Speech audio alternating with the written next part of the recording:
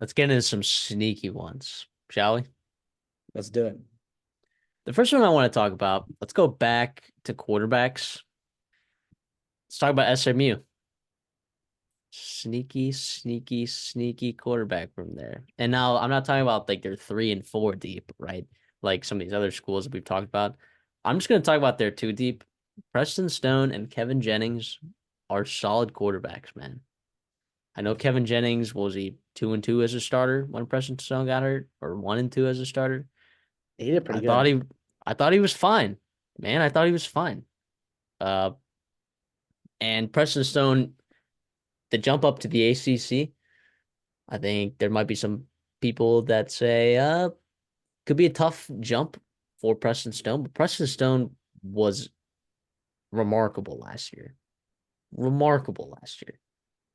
And Rhett Lashlee's got that offense absolutely buzzing. They got some good talent over there at the wide receiver position. They've been accumulating talent at the running back position. This is a team that's set up to do really, really well offensively. And I think either of these quarterbacks would be fine. Obviously, you would prefer Preston Stone. You saw there was a decline on the offensive side of the ball when Preston Stone's went out, or wasn't Preston Stone went out, but Kevin Jennings was also very effective.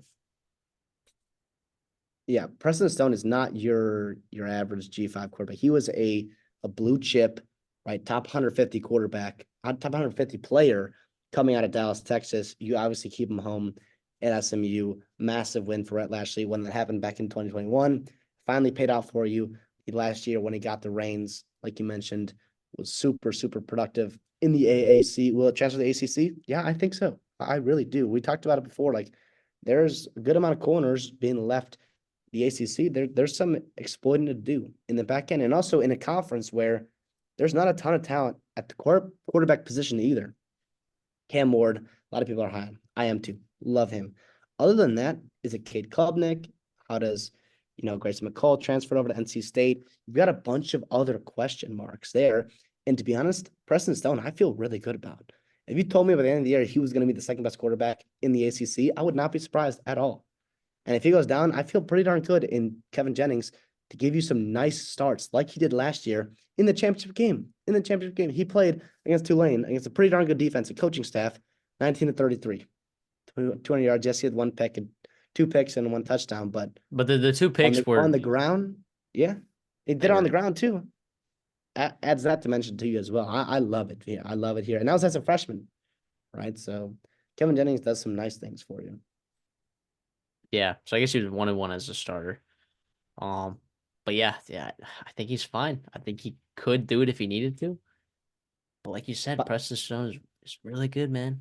Preston Stone is really good and at by the way, football.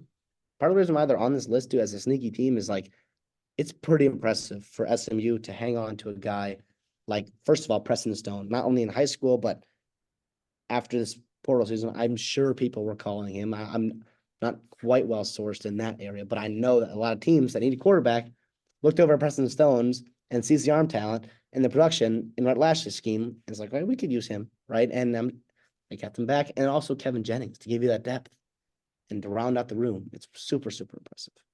Yeah, and if you were worried about his injury, I mean, he broke his fibula. He's already back.